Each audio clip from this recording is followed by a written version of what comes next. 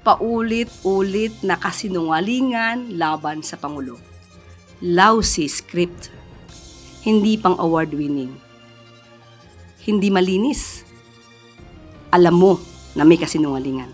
Hindi pinalampas ng Malacanang ang mga bagong akusasyong umano'y mastermind si Pangulong Ferdinand Marcos Jr. sa pagdi-deliver ng mali-maletang pera sa mga politiko para sa umano'y kickbacks sa flood control projects.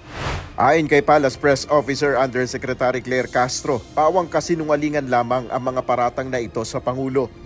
Ayon sa Malacanang, ipapaubay na lamang nila sa mga otoridad ang investigasyon sa isyung ito kung mayroon bang mga nararapat na makasuhan sa mga nagpapakalat ng maling impormasyon.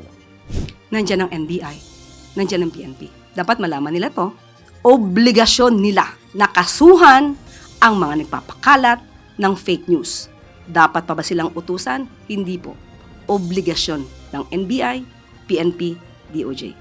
Nang tanungin kung sino ang pinaniniwalaan ng palasyo na nasa likod ng pagpapakalat ng anyay fake news laban sa administrasyon, sagot ni Yusek Castro, So, sino ba ang nasa likod nito? Siguro dapat malaman nyo kung sino ba yung may-ari ng sasakyan na siyang sumundo sa kanila matapos ang press briefing or press con nila.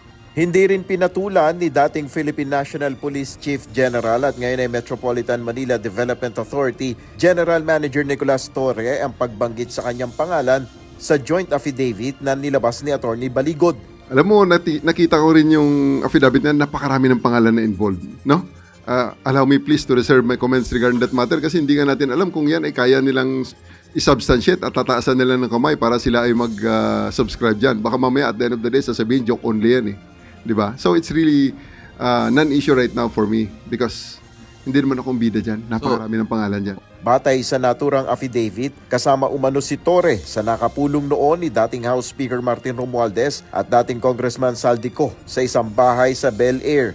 Kaugnay ito ng aligasyong may nangyari umanong bayaran sa ICC investigators para sa investigasyon laban kay dating Pangulong Rodrigo Duterte. Nel Maribuho, UNTV News and Rescue, Diyos ang aming sandigan, serbisyo publiko ang aming pinahalagahan.